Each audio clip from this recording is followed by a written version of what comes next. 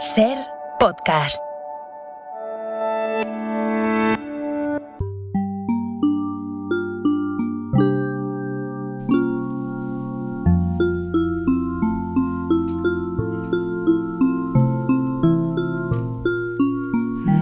Esther Palomera, buenas noches.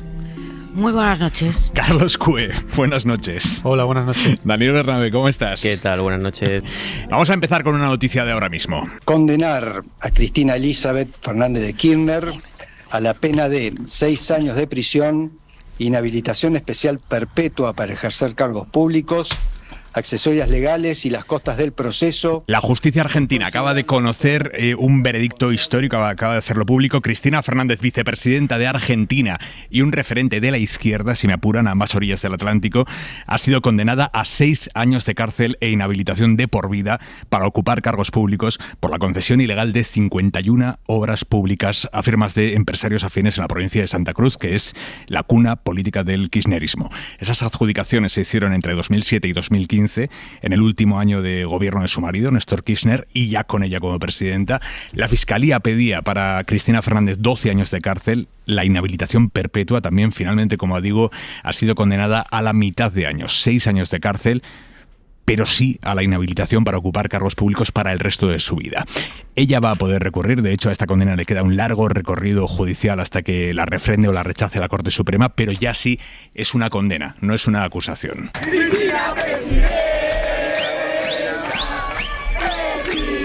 Cientos de partidarios de Cristina Fernández están respondiendo a la sentencia así frente a la sede del tribunal en Buenos Aires, al grito de Cristina, presidenta. Ella había ido preparando a su gente para una condena, insistiendo en que el tribunal es corrupto, que iban a por ella, pero eso no resta una trascendencia política y social enorme a esta condena, sobre todo para la estabilidad de un país en el que la confrontación entre peronistas y oposición es descomunal. Carlos Malabuz, buenas noches. Hola, muy buenas noches. Es investigador de América Latina del Real Instituto Elcano, catedrático de Historia de América de la UNED.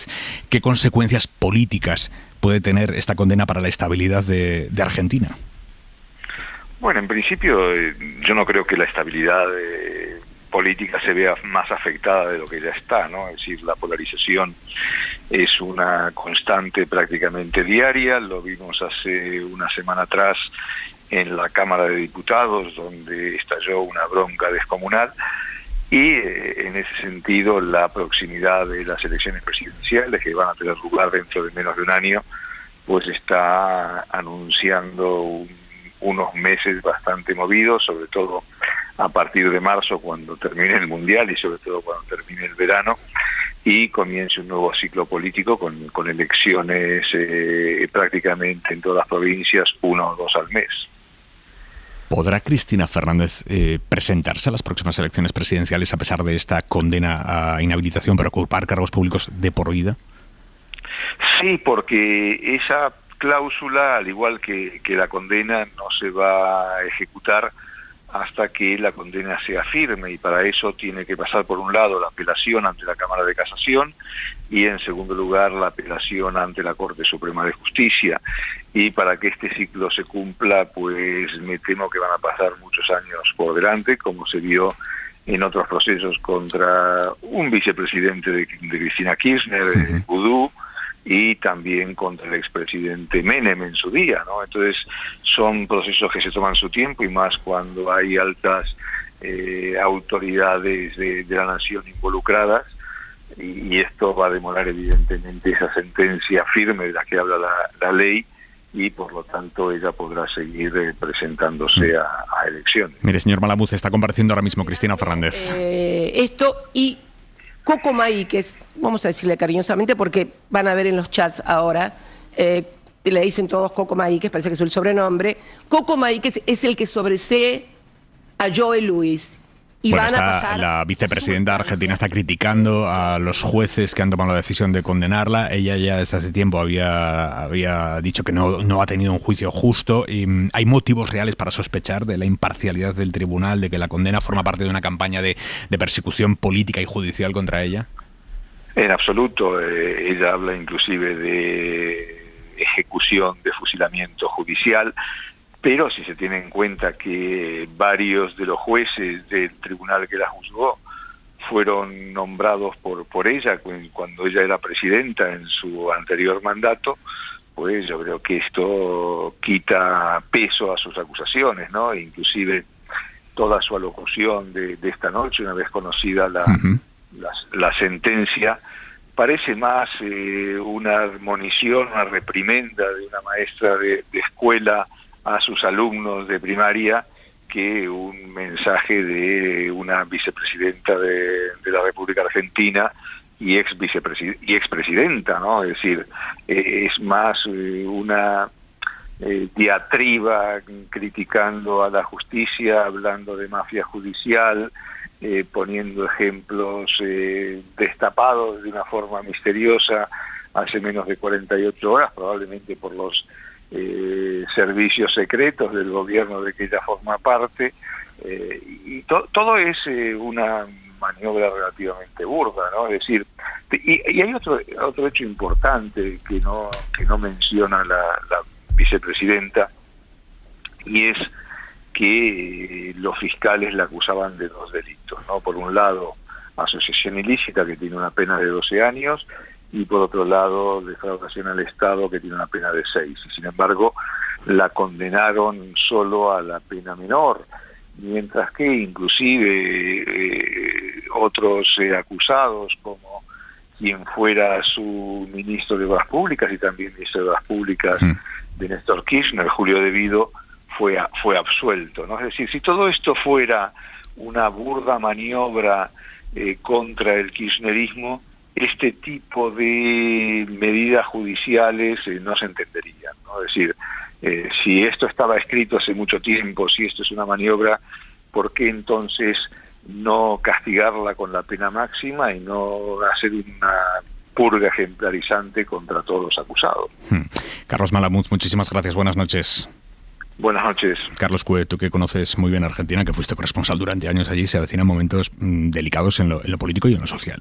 Sí, absolutamente. Yo una de las experiencias más tremendas que he vivido en mi etapa profesional es otro juicio a Cristina, porque Cristina lleva muchos juicios y muchos procesos en el que yo estaba ahí justo en Comodoro Pi. Recuerdo perfectamente la escena, para que os la imaginéis, es impensable en España. Es como la Audiencia Nacional, ¿no? Imaginaos que en la Audiencia Nacional estaban juzgando a Cristina y hay una ventana desde la que perfectamente todo el mundo sabía que estaban ahí en ese momento interrogando a Cristina Fernández de Kirchner, y abajo, en la calle, yo estaba en la calle, con 50.000 personas. 50.000 personas a las 12 de la mañana gritando: si la tocan a Cristina, ¿qué quilombo se va a armar? Todo el interrogatorio de Cristina se escuchaban perfectamente estos gritos, luego nos lo contaron, estaba interrogando el juez a la Cristina Fernández de Kirchner y 50.000 personas abajo gritando contra ese interrogatorio y contra ese juez. Luego ella bajó y dio un mitin espectacular de tensión y de emoción, para que la gente entienda lo que es Latinoamérica, Argentina en particular, donde la política es muy pasional. La gente entienda lo que está pasando hoy. Ahora mismo está hablando Cristina, lo está viendo todo el mundo, estoy siguiéndola aquí, todas las webs argentinas están poniendo en directo, después de haber puesto en directo a los jueces emitiendo el fallo, que esto se ha seguido en directo, todos los argentinos están siguiendo el fallo, los que quieren a Cristina, los que odian a Cristina, y ahora todo el mundo está viendo la reacción de Cristina Fernández de Kirchner en directo, que lo que está haciendo es acusar a los jueces y diciendo que esto es, como bien decía Malamud, esto va a ser muy largo. Todos lo escuchamos con nuestros oídos europeos, pensamos, bueno, condena, 6 años de cárcel, inhabilitación permanente, esto se acabó. Ni muchísimo menos esto se ha acabado. Porque como acabamos de ver con Lula, que fue no solo condenado, sino metido en la cárcel y demás, después de un proceso larguísimo, recurrió, ganó los recursos, se ha vuelto a presentar y es el presidente de Brasil.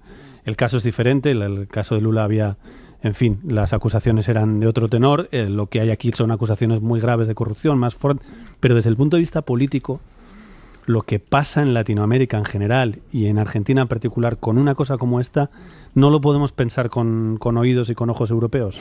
No, las cosas allí no son como aquí.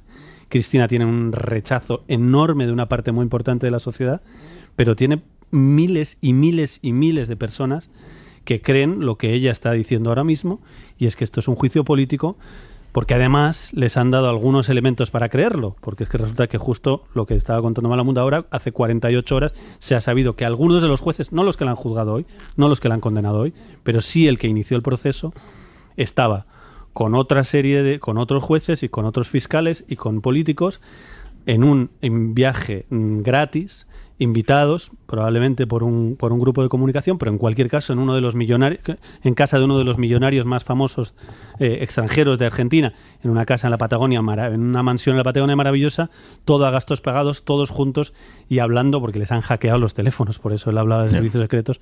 En fin, quiero decir, lo estoy haciendo un poco largo, pero el concepto es que de verdad que las cosas en Latinoamérica no son como aquí, y a esto le queda muchísimo recorrido, y como recordaba Malamud, Menem, yo lo he visto, después de un montón de procesos, seguía siendo senador y prácticamente se murió de senador.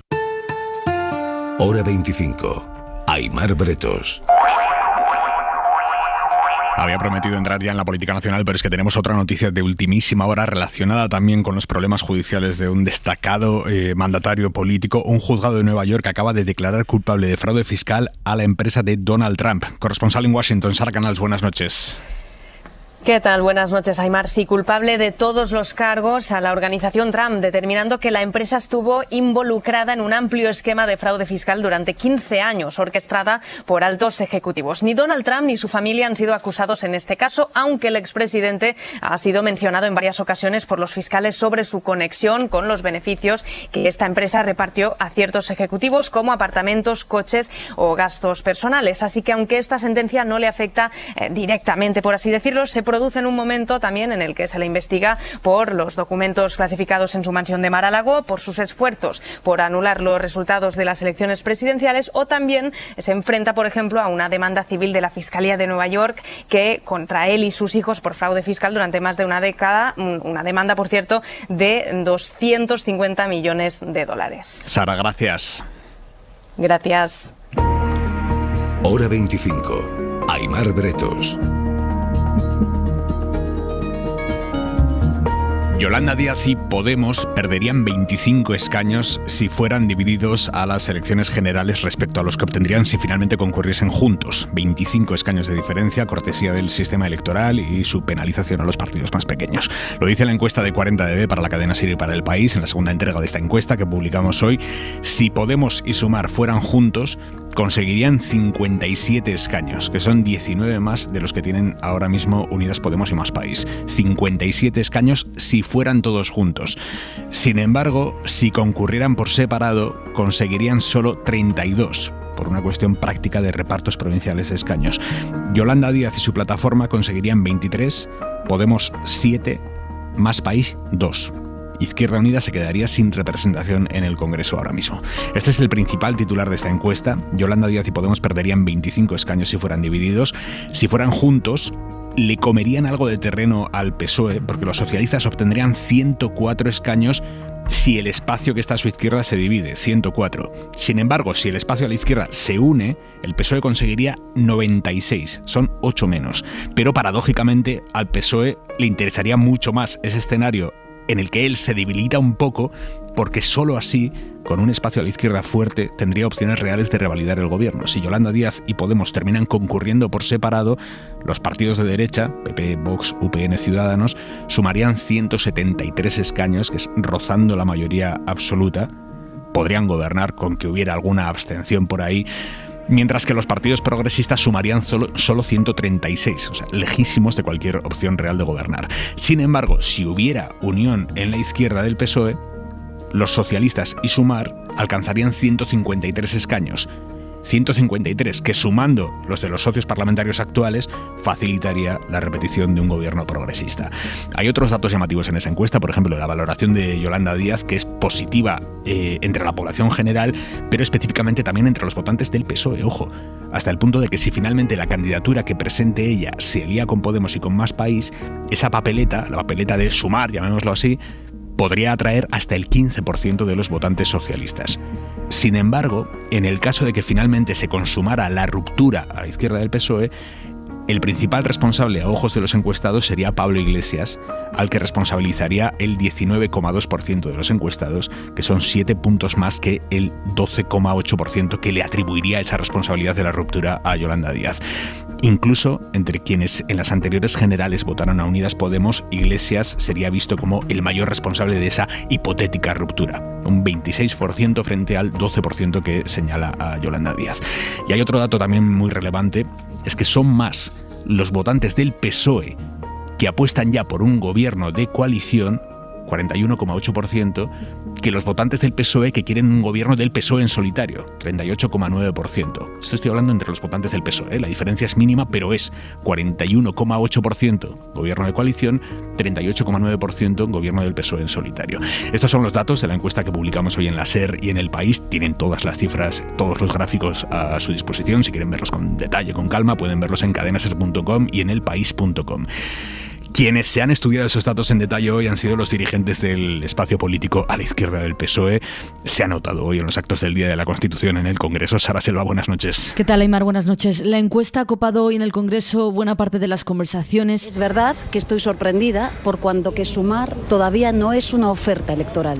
Con Yolanda Díaz sorprendida por los resultados y reivindicando su proyecto. Creo sinceramente que si esto cuaja, Sumar va a ser el secreto de una nueva coalición progresista. Y con Podemos cargando el peso de un posible pacto sobre los hombros de Díaz. Es ella, dicen, la que debe ofrecer un acuerdo que debe ser además justo y generoso, es decir, en el que todos se sientan representados. Apelan desde el partido de Yone Belarra a la voluntad política e insisten en reivindicar el papel que ha tenido Podemos durante estos años de gobierno. Pero en el equipo de Yolanda Díaz se resisten a las presiones, no aceptan esa forma de negociar, dicen, y tampoco ven posible construir un acuerdo desde la crítica y el insulto a la vicepresidenta. Sostienen en el entorno de Díaz que en Sumar ya están trabajando muchos partidos diversos, también Podemos, así que dicen el problema no está en el proyecto. Están convencidos de que Sumar es imparable y de que va a ser útil para que no gobierne la derecha. En eso insiste la vicepresidenta, en que lo primero tiene que ser el futuro del país.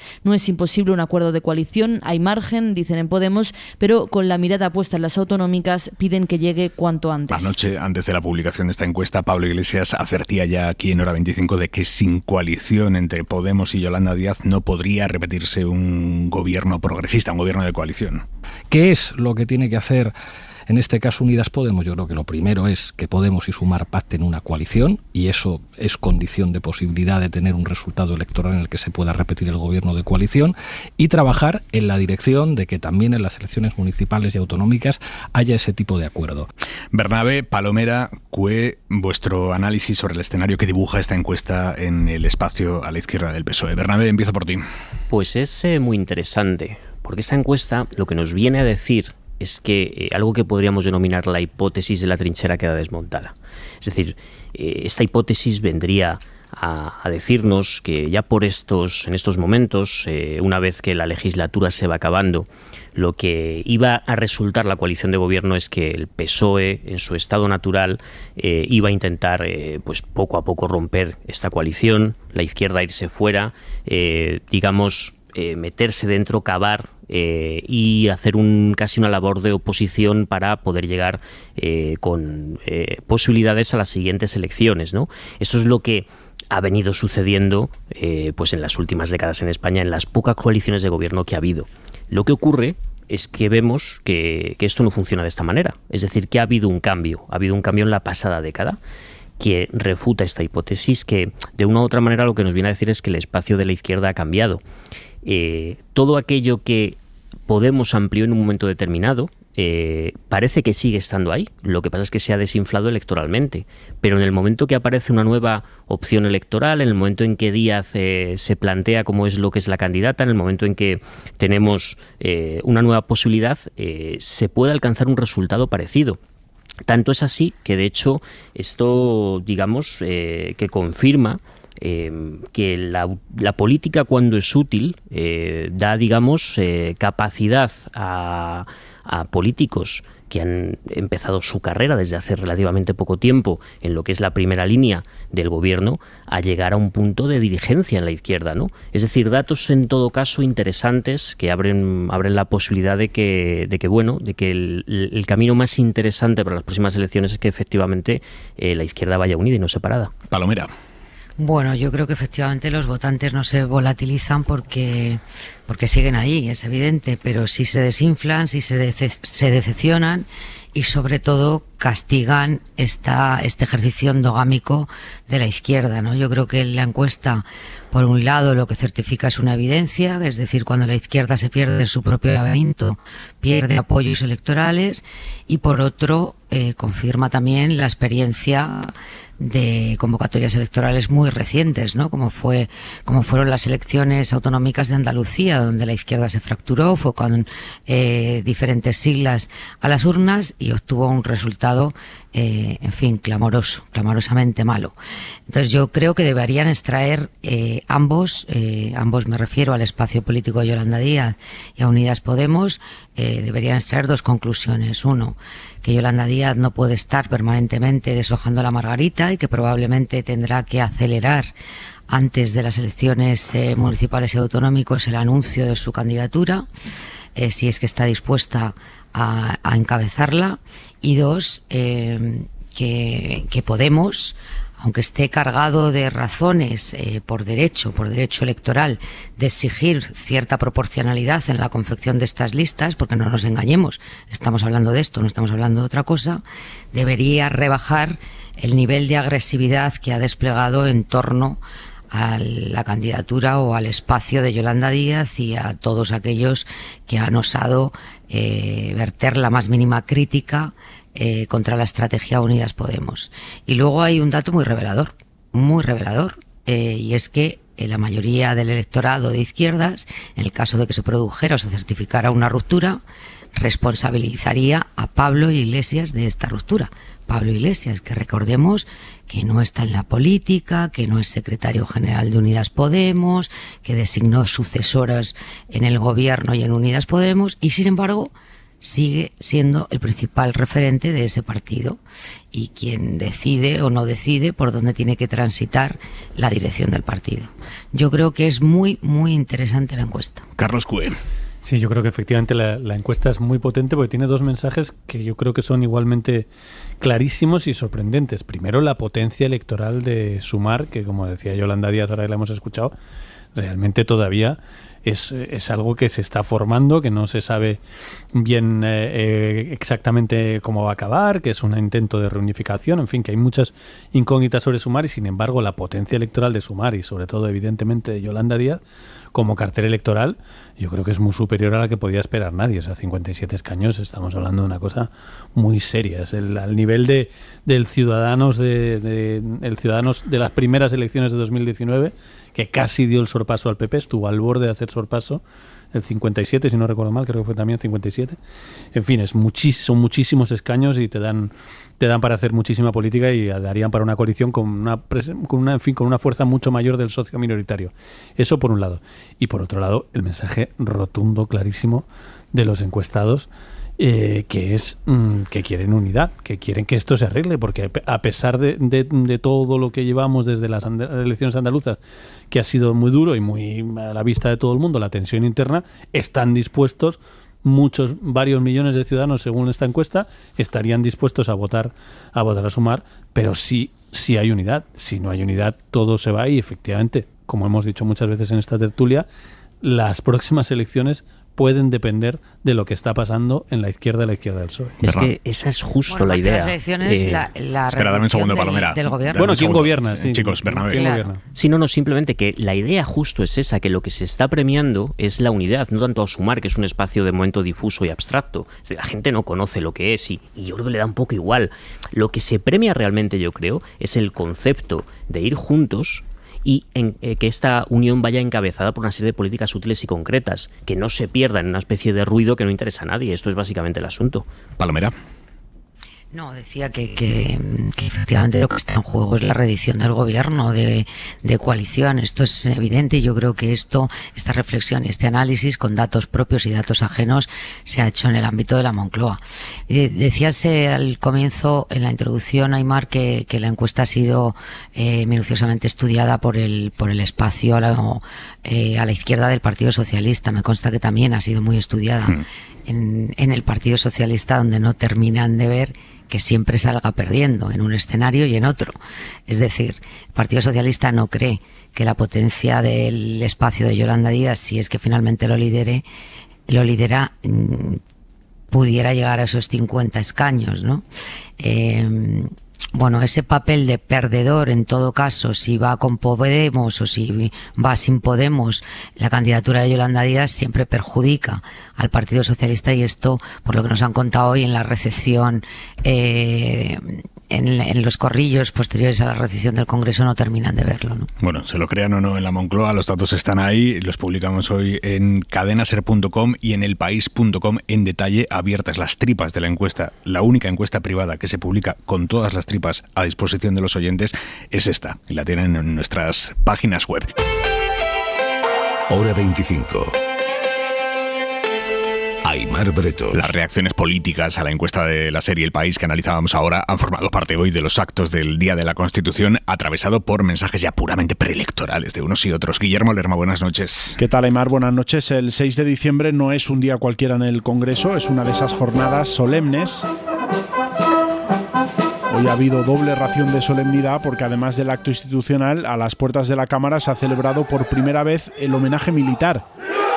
El de la Constitución es uno de esos días en los que las formas y el aspecto importan, y no lo decimos solo por los periodistas, que nos acicalamos más de lo normal, sino por los políticos que, para celebrar el cumpleaños de la Carta Magna, suelen sacar su perfil más institucional. Eso es lo que esperan los ciudadanos y las ciudadanas. A eso ha apelado hoy la presidenta del Congreso en su discurso, al papel de la política como una actividad conciliadora. Que la palabra se utilice para argumentar, no para herir, para construir, no para zaherir. Llamamiento en medio del clima de bronca que se ha instalado en el debate parlamentario, aunque hoy en el ambiente lo que se respiraba era sobre todo un aire electoral. Lo que emane en las urnas a lo largo de este año pasarán dos cosas: o bien que los españoles sigamos escribiendo en el mismo libro, o que se cierre para dar paso a lo largo de 2024 a otro tipo de situaciones territoriales. No ha dudado Ayuso en utilizar el aniversario para lanzar mensajes más propios de un mitin que de un acto institucional, algo que ha reforzado después el propio Alberto Núñez Feijóo. El Partido Socialista se ha sometido a estos partidos,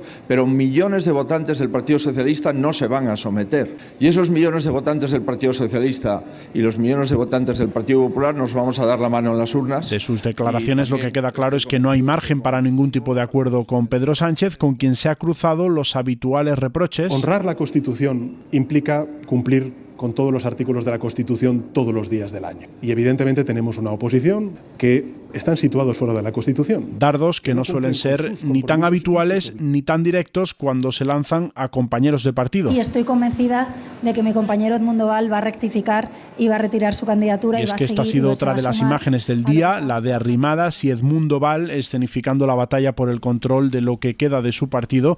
Así que ha sido, Aimar, un aniversario de la Constitución más electoral que institucional. Gracias, Lerma. Bueno, eso que hemos escuchado es lo que los líderes políticos han dicho hoy ante el micrófono, pero después, en las conversaciones con los periodistas, tras los actos del Día de la Constitución, hoy el presidente del Gobierno ha trasladado dos mensajes que son llamativos por novedosos. El primero es que, por primera vez, Sánchez envía el mensaje, todavía encriptado, pero cada vez menos, de que sí habrá algún tipo de reforma del delito de malversación, que no beneficiará a los condenados por corrupción, pero que sí se tocará el tipo delictivo de malversación, lo que pide Esquerra.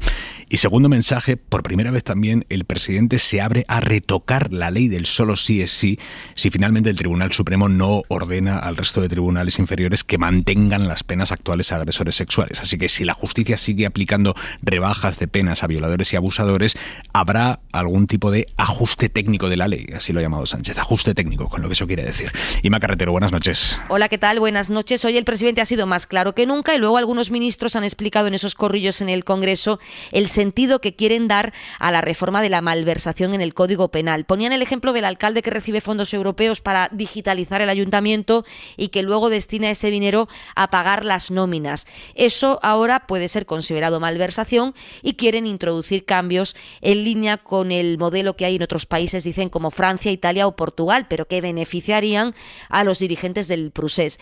Niegan que esto afecte a condenados, por ejemplo, por el caso Belosere.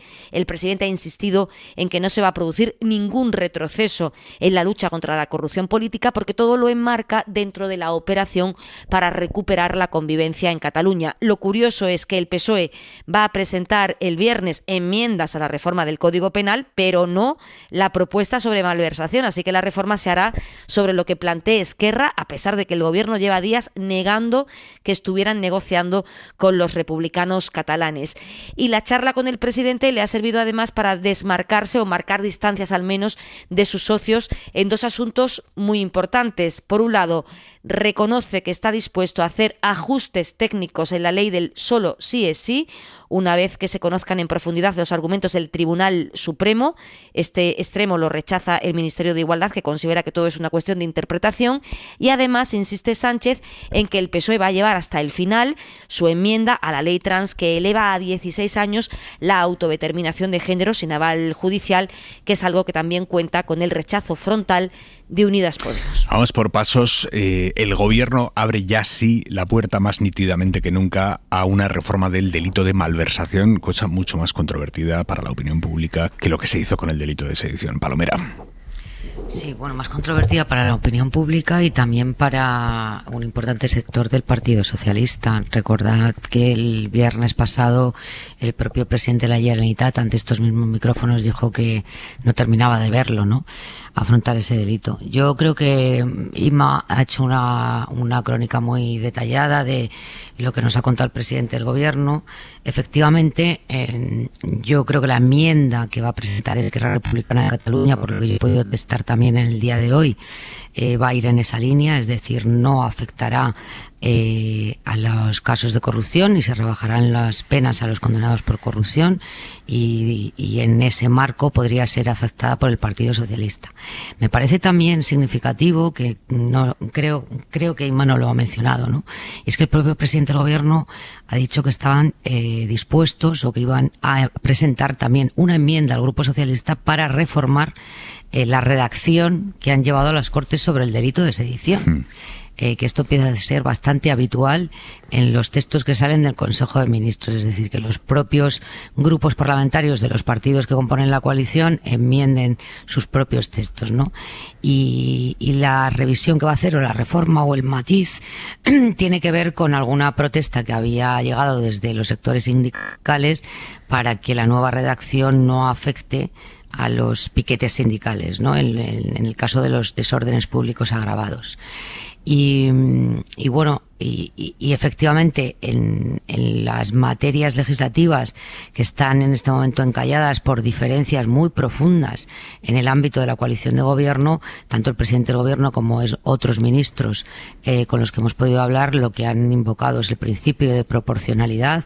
El presidente del gobierno ha tenido una frase, a mi juicio, muy lapidaria, en la que ha dicho, o en la que ha querido recordar a sus socios de gobierno, que las leyes en el Congreso se aprueban gracias a la mayoría parlamentaria que tiene el Partido Socialista, es decir, ha invocado por primera vez el principio de proporcionalidad, y yo me temo que tanto la ley trans como la ley de familia y otras tantas que quedan por desencallar en este momento en el Congreso de los Diputados no van a salir adelante, en este periodo de sesiones no, que termina ahora en diciembre, pero es que a partir de febrero va a ser tremendamente complicado también. Bernabé. Yo concuerdo con el objetivo. Es decir, lo puedo llegar a entender. El objetivo Hablamos de la malversación. De la malversación, efectivamente. Es decir, el objetivo es dar carpetazo a todo el proceso independentista de Cataluña, permitiendo a RC que pueda llevar a Cataluña gracias a esta negociación nosotros hemos conseguido sacar de la cárcel a nuestros políticos. ¿A cambio de qué? Pues a cambio de que este proyecto independentista pues se guarde definitivamente en un cajón. ¿Qué es lo que ocurre? Que encuentro discrepancias en la herramienta que se utiliza para esto. esto, que es la propia malversación, cuando se dice vamos a tocarla para que no afecte a la corrupción. ¿Cómo se hace eso? Se hace tocando la malversación con apropiación, es decir, cuando un funcionario público se queda con dinero para sí mismo, pero se deja fuera aquel desvío de dinero que no afecta al propio funcionario, pero que sirva para un fin poco lícito. Esto es un problema. Esto es un problema. ¿Qué es lo que ocurre? Que esto no va a resultar efectivamente dramático, sobre todo si en la próxima década Cataluña está tranquila, porque entonces no se entenderá el por qué se ha hecho esto. Esta es la gran apuesta. Hay momentos en política que yo desde mi punto de vista veo que las opciones que tienes en una y otra mano no son las mejores, pero el objetivo que tienes delante sí lo es y por tanto tiras para adelante con ello. Cool. Si no, efectivamente hemos estado ahí muy apretados, por cierto. Estábamos Inma, Esther y yo en aproximadamente 1,5 metros los tres, y yo con otros 25 compañeros y el presidente de gobierno. En ese 1,5 metros, ¿eh? Pues te diría que sí, no sé si calcularte, pero en 4 metros, en 4 metros estábamos 30 personas, yo diría. 4 metros cuadrados.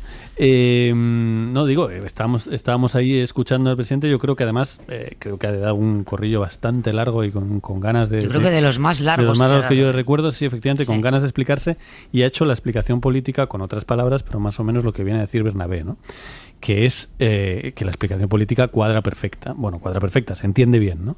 Que es, hay que cerrar este capítulo y hay que empezar una nueva etapa política en Cataluña, hay que cerrar el capítulo judicial. Yo hice, además creo que lo ha incluso relatado, ya hice los indultos, ahora estoy haciendo la reforma de la sedición y la reforma de la malversación es el último cierre que queda. ¿Por qué? Porque esto no lo ha dicho Sánchez, ni lo van a decir públicamente, pero la realidad es que hace 2 semanas procesaron por malversación y otros delitos, pero fundamentalmente por malversación, a Josep María Jové y al otro que no me acuerdo ahora el nombre, que son 2 personas claves del entorno de la vicepresidencia de Junqueras, cuando el procés se les llama, a Jové se le llama un poco el artífice del procés, el cerebro del procés, son la gente que diseñó todo y que están ahora mismo procesados por malversación. Y que si no se cambia, si no se modifica este delito de alguna manera, pueden acabar con una condena fortísima que entraría en contradicción absoluta desde el punto de vista del independentismo con el mensaje lo estamos resolviendo y le cae una condena de cárcel larguísima a una de las personas fundamentales. Lluís Salvador, gracias. Lo he escrito, pero ya se me había olvidado.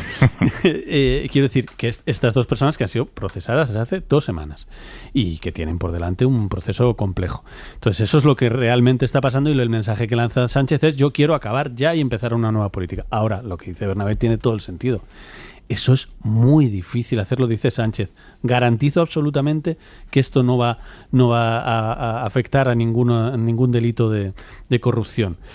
Es complicado porque, por ejemplo, uno de los asuntos que se plantea efectivamente es relativamente sencillo, decir, bueno, pues los que haya lucro bien, y los que no haya lucro, que es el caso de los del procés, que no se llevaron dinero a su casa, se supone, sino que lo utilizaron de forma para promover un referéndum ilegal.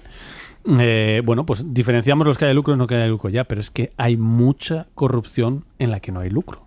Por ejemplo, la corrupción que lleva a financiación de los partidos. El caso Fundescam en Madrid, que me lo citaban hoy en estos días. El caso Kitchen. Caso Kitchen, por ejemplo, donde no hay, aparentemente no hay lucro personal, pero sí hay malversación escandalosa, flagrante, para tratar de acabar con un caso de corrupción buscando pruebas de Bárcenas. O el caso Fundescam, insisto, que te lo llevas para el partido, teóricamente, para una fundación del partido. Evidentemente eso también lo está mirando el gobierno. Insisten en que van a ser muy quirúrgicos, que lo han mirado y nos han estado contando para que veamos hasta qué dimensiones esto está hablado y cómo nos mienten, que nos llevan un montón de tiempo diciendo que no está hablado, y por supuesto que sí está hablado y está trabajado, aunque no esté cerrado. Nos han puesto los ejemplos de otros países europeos, Alemania, Italia, Portugal, Francia, donde aparentemente, y no soy ningún experto, pero aparentemente está más separada claramente la malversación de cuando es con... Todo esto deriva de la reforma de 2015 del PP. El PP, en pleno escándalo de Gürtel, hizo una reforma evidentemente para satisfacer las demandas de la gente que decía más condena a la corrupción, hizo una demanda de la malversación, y ahora pues el gobierno, no te diré que la va a deshacer, no creo, pero sí todo indica que va a haber ajustes para resolver ese problema político que es que es el de los independentistas. Vaticinaba Palomera que puede haber algunas leyes, digamos, paridas por ministerios de Unidas Podemos, en los que están en colisión ahora mismo PSOE y Unidas Podemos, que puede que no se terminen tramitando o aprobando al menos en este periodo de sesiones. Una de ellas es la ley trans. Hoy el PSOE ha confirmado que van a mantener la enmienda para exigir un juez en los procesos de cambio de género en el registro de los críos de 12 a 16 años. Es una enmienda que Unidas Podemos considera absolutamente inasumible. Vamos hacia la gran colisión, Bernabé. Yo insisto en la idea que he puesto al principio del programa. La cuestión fundamental es ver que a estas alturas de legislatura todo el mundo pensaba que de una u otra manera iba a haber tres partidos políticos en la coalición de gobierno. Uno el PSOE, otro Unidas Podemos y un tercero que iba a ser, digamos, el partido de la Unión Europea de Calviño. Que la economía iba a ser un factor determinante para que el PSOE empezara a cerrar elementos de gobierno y, por tanto, Unidas Podemos se viera forzado en un momento determinado para tener perfil propio y poder llegar a las elecciones vivo, salirse de la coalición, romper y hacer, digamos, unos últimos meses de oposición. Esto es lo que teóricamente hubiera pasado si la década pasada no hubiera habido cambios sustanciales dentro de la izquierda, que desde mi punto de vista permiten al espacio de la izquierda, al PSOE, el tener un perfil propio, trabajando dentro del gobierno y no entrando en conflicto con el propio PSOE. Esto creo que abre un espacio inédito y nuevo.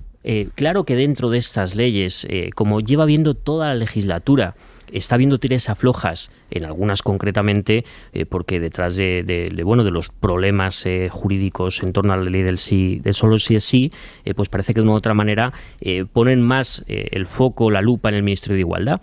Pero esto no supone, desde mi punto de vista, una diferencia a lo que ha ocurrido toda la legislatura. Otra cosa es que se intente acrecentar esta diferencia para buscar, digamos, esa ruptura y para justificar quien quiera irse fuera del gobierno, cavar la trinchera, meterse dentro y adoptar una posición a la contra, que es mucho más cómoda, sobre todo, digamos, en lo que son tus propias filas o electoralmente, pero lo que es para las propias expectativas electorales y lo que es incluso para aceptar una idea de la que tú mismo has sido artífice, que es, oye, en la pasada década, gracias a nuestra acción política, hemos conseguido cambiar la izquierda en este país para que haya espacio a la izquierda del PSOE para una opción que sea potente desde la construcción dentro del gobierno, no desde fuera. Bueno, vamos a hacer... Creo que, fíjate... Dime, dime, Palomera. No, que hemos empezado la tertulia haciendo una reflexión sobre los costes electorales que tenía la división de la izquierda. Es verdad que en ocasiones hemos podido tener la sensación de que esto se rompía, ¿no? Y yo creo que Juan Carlos Monedero, que es uno de los fundadores de Podemos y que suele ser bastante claro en sus afirmaciones, hace unos días, lo recogía mi compañero Monrosi en el diario.es, hizo unas declaraciones en las que decía: no nos vamos a ir, es mejor que nos echemos, que nos echen. Bueno, el Partido Socialista es muy consciente de que quien rompa esta coalición paga la fiesta, es decir, lo pagan las urnas. Por lo tanto, es probable que aguanten hasta final de legislatura con esta tensión mutua, ¿no? Suscríbete a Hora 25. Los mensajes cruzados entre el Gobierno y el PP que hemos escuchado hoy tras el acto de la Constitución sobre la necesidad de cumplir con la Constitución y renovar ya el Consejo General del Poder Judicial, esos mensajes coinciden en el tiempo con la decisión del Tribunal Constitucional y especialmente su presidente, un hombre muy afín al PP, la decisión de no analizar siquiera los nombramientos de los dos nuevos magistrados que ha propuesto el Gobierno, como le corresponde hacer, a la espera de que el Consejo General del Poder Judicial proponga los suyos, cosa que también le corresponde hacer. El problema es que dentro del Consejo General del Poder Judicial, que ya de por sí lleva 4 años trabajando con su mandato caducado, dentro del Consejo sigue habiendo 8 vocales conservadores que siguen bloqueando esa renovación del Tribunal Constitucional. Y así, semana tras semana, el Constitucional sigue sin tener la mayoría progresista que le correspondería tener en este momento. Sigue con una mayoría conservadora que corresponde a los tiempos de Rajoy, ya no a este momento político. Y publicas en el diario.es, Palomera, que la Moncloa está planteándose hacer reformas quirúrgicas de las leyes del Consejo General del Poder Judicial y del Tribunal Constitucional para acabar con esa situación de bloqueo propiciada por el Partido Popular. Pues sí, para esto también sirven las recepciones de la Constitución, porque si recuerda Carlos, para escarbar y ir preguntando después de las declaraciones o de escuchar al presidente del gobierno. El presidente del gobierno se ha mostrado ante ese corrillo que describía Carlos hace un momento muy seguro de que el asunto del Constitucional se iba a desbloquear en este mismo mes de inmediato. Esto se va a acabar, esto va a estar resuelto en unas semanas, y a mí me ha sorprendido esa contundencia después de tantas semanas de bloqueo y tantos años en el Consejo de bloqueo, tantas semanas anunciando que iba a haber un acuerdo por parte del Consejo para renovar o para designar a los 2 magistrados que les corresponden para el Constitucional.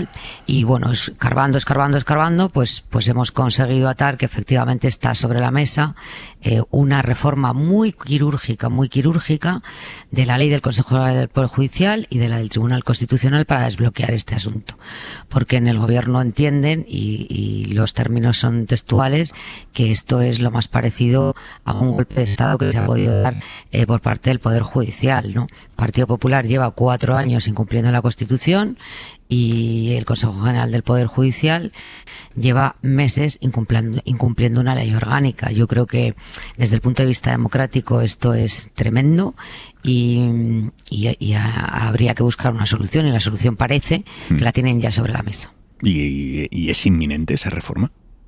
Por lo que te dicen. Hombre, el presidente ha dicho que iba a estar resuelto en este mes, que es lo que a mí me ha llamado la atención, y por eso he estado escarbando y preguntando hasta que he dado con la fórmula que tienen sobre la mesa. Yo te pregunto y me mandas a tomar viento cuando quieras, pero por la información que tienes, Palomera, ¿en qué dirección va esa reforma? Quiero decir, ¿qué se va a cambiar exactamente para facilitar el bloqueo?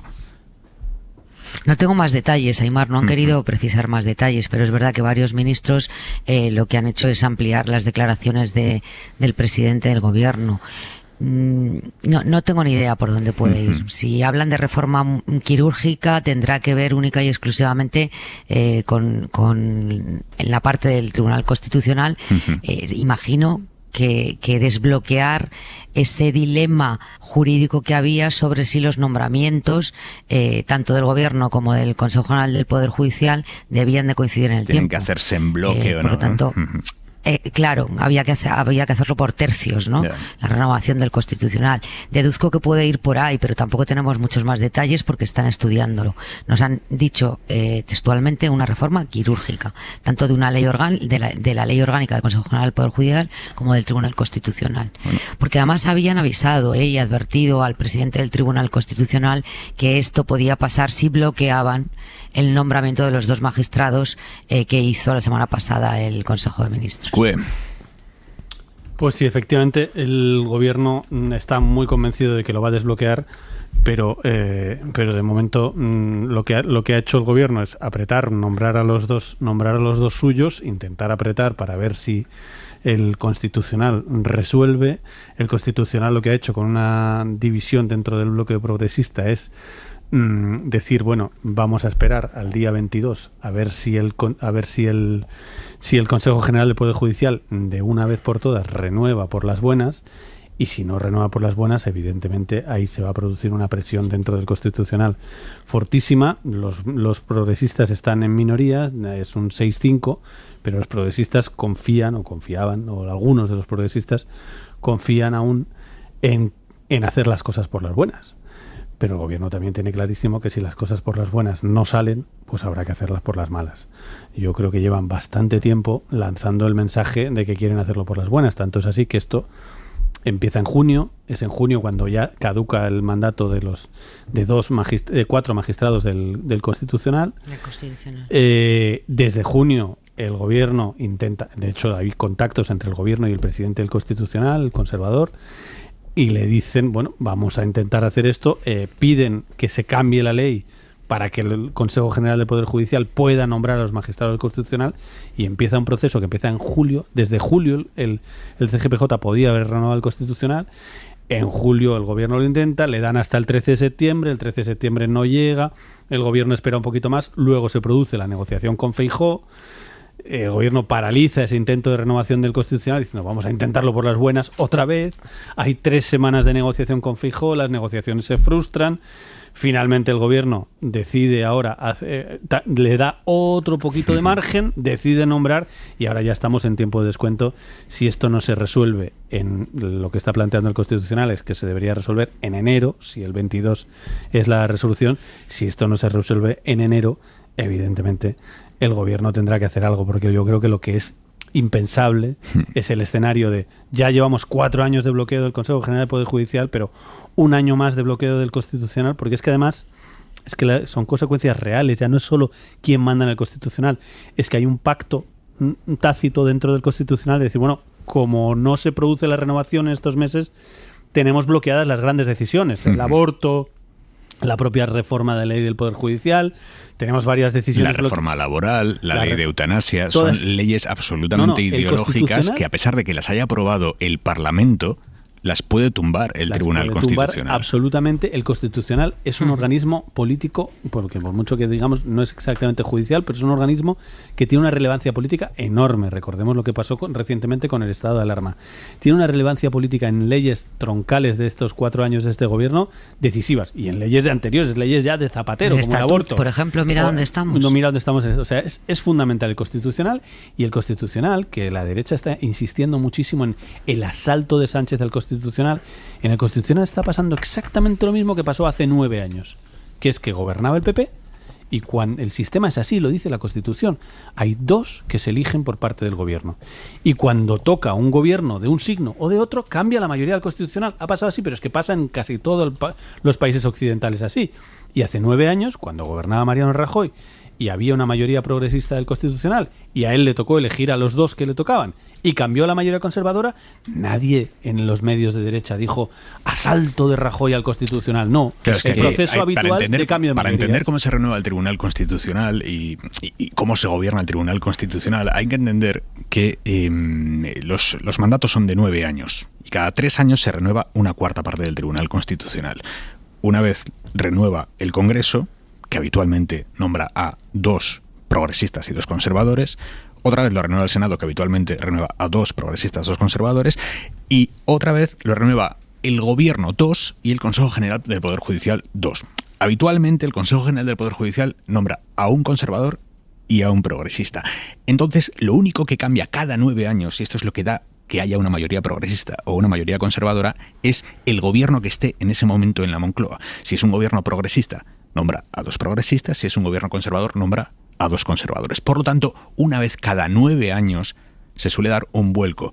Un tribunal constitucional de mayoría progresista, un tribunal constitucional de mayoría conservadora. Hasta ahora, como la última vez que se renovó, gobernaba el PP, había un tribunal constitucional de mayoría conservadora. Ahora que gobierna el PSOE y Unidas Podemos, correspondería un tribunal constitucional de mayoría progresista. Pero el Partido Popular está bloqueando esa, digamos, alternancia lógica, habitual, histórica que se da en el Tribunal Constitucional. Es que le llamamos bloqueo cuando deberíamos llamarle cierre absoluto, porque un bloqueo es una cuestión momentánea. Es para conseguir en una negociación obtener un resultado, tú bloqueas temporalmente un organismo, pero posteriormente llegas a un acuerdo. Esto ya no es un bloqueo desde hace tiempo, esto es un cierre completo del Poder Judicial para conseguir efectivamente lo que habéis hablado aquí, el convertir los jueces en una tercera cámara legislativa de este país, en convertirles en la Cámara de los Lores, en convertir al Poder Judicial de este país en un legislativo alternativo que paralice leyes y que impida, digamos, el normal funcionamiento de lo que es el Poder Legislativo elegido por la soberanía popular. Claro, esto tiene un problema derivado, que es que se pone el impulso en el propio gobierno para que resuelva este asunto. Y encontramos el problema de que cuando el gobierno se vea obligado, tras ya varios años de este cierre por completo, a optar a tocar alguna ley para poder desbloquear la situación, la derecha va a aprovechar para decir que es que Sánchez asalta el tercer poder del Estado. Esto, de hecho, además no es nuevo. Si recordamos, a finales del año 2020, en un año dificilísimo en el que habíamos pasado la pandemia, fue una de las excusas que pusieron los militares jubilados que mandaron cartas al Parlamento Europeo, al rey, con un determinado tono golpista.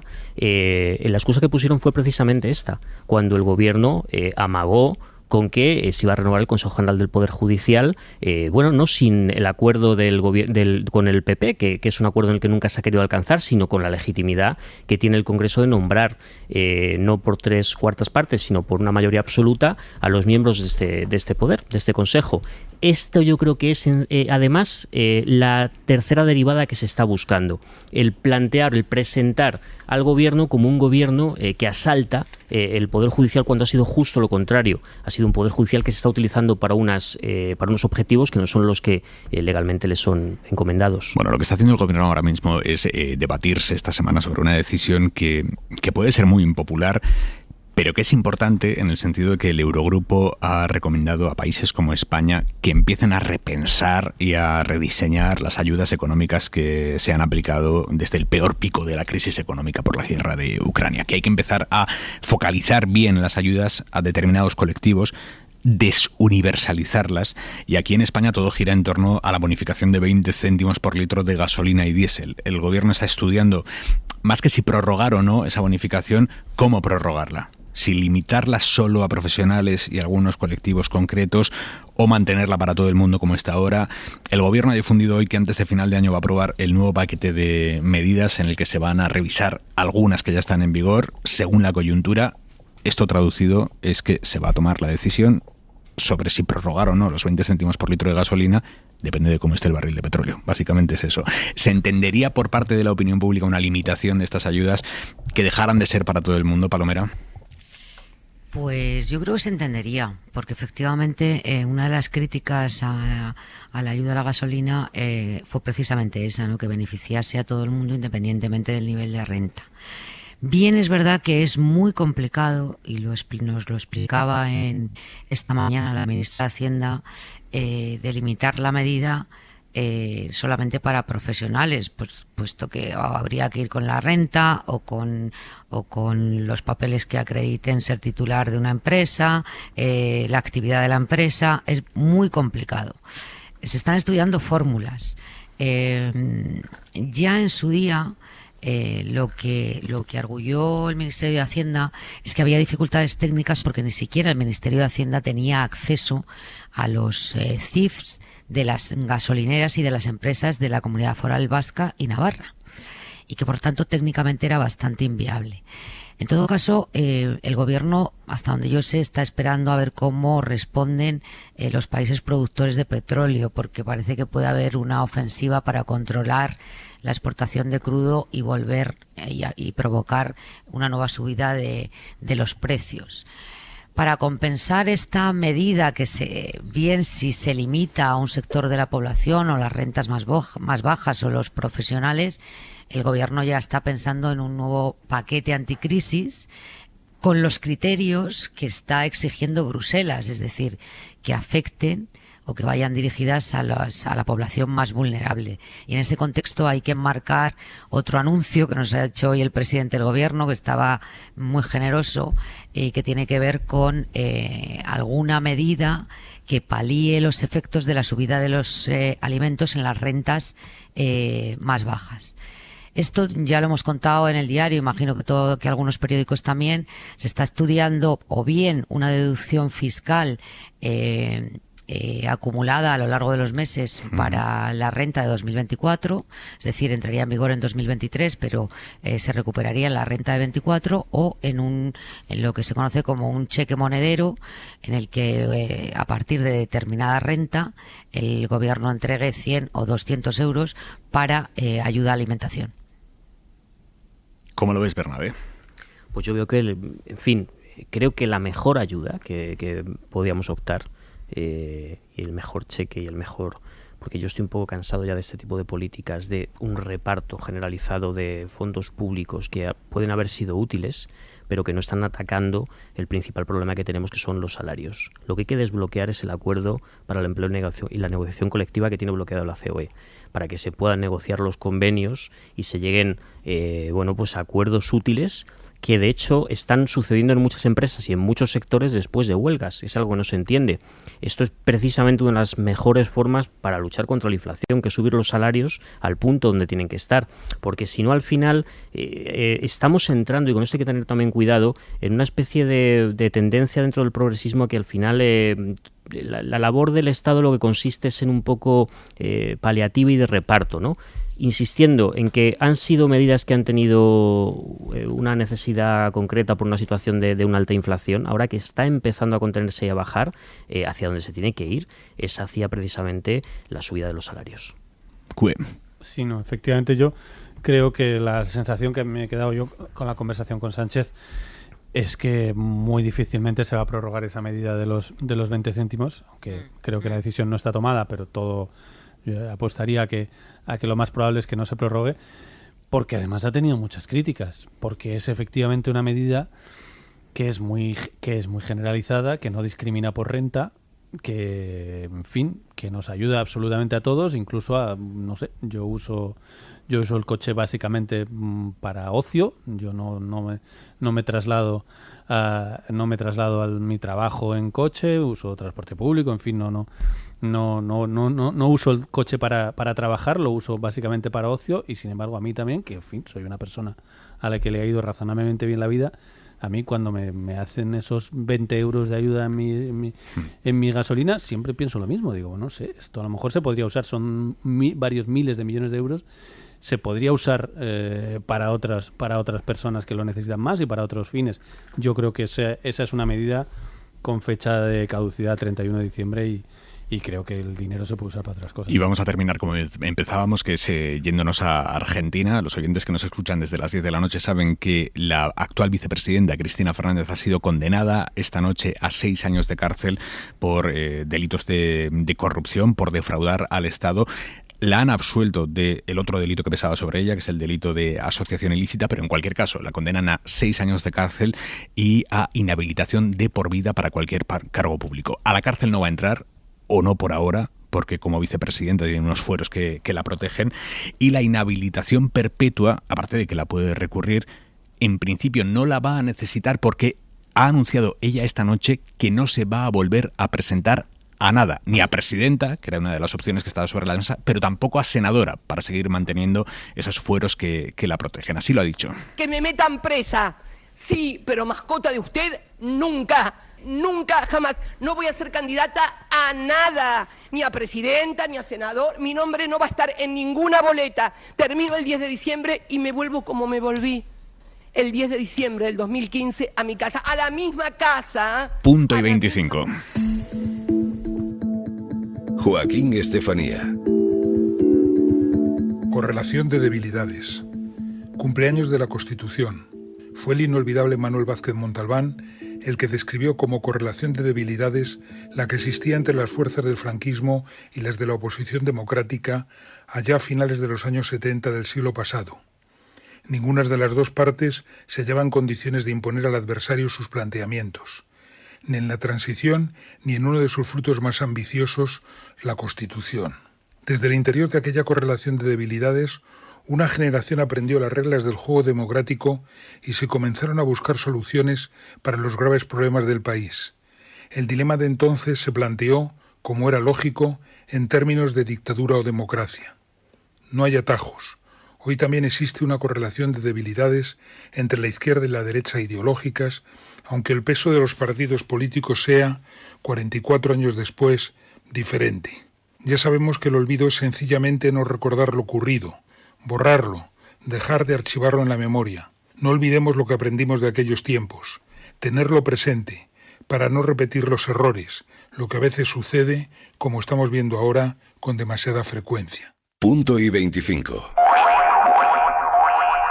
Les quiero contar a los oyentes que cada noche Manu Carreño, cuando se acerca a esta hora por el estudio, trae con él un papel enorme, un DIN A3, con el esquema del programa escrito a mano. Y hoy leo un Marruecos-España 3-0, escrito con la letra más triste que he visto nunca, mano. Es una letra triste, sí, la verdad que sí. 3-0 en los penaltis. Lo malo es que la historia se repite otra vez en los penaltis, como nos pasó hace 2 años y como nos pasó hace 4. El único favorito que ha fallado de los octavos de final, porque después del Marruecos 0, España 0, ese 3-0 es de los penaltis, ha llegado el Portugal 6, Suiza 1. Con Cristiano Ronaldo en el banquillo, que ha recibido una buena cura de humildad por parte de su seleccionador. Sabes que el otro día le quitó en el minuto 60 y algo, y puso cara y soltó una frase de qué ganas tienes de quitarme, joder, tal. Le pillaron las cámaras, se lo dijeron a Fernando Santos. Hoy Cristiano Ronaldo ha estado en el banquillo sin él. Ha marcado 6 goles Portugal, 3 de ellos Gonzalo Ramos, que es el delantero que ha sustituido a Cristiano Ronaldo. Curita de humildad. Sí, curita de humildad. Tiene un ego. Se le va a quedar la cara tan triste como mis letras con el 3-0. Venga, abrimos ya el larguero. Carlos Cue, Daniel Bernabé, Esther Palomera, un abrazo a los 3. Buenas noches. Buena semana. Descansen, señores, hasta mañana. Hora 25, con Aimar Bretos.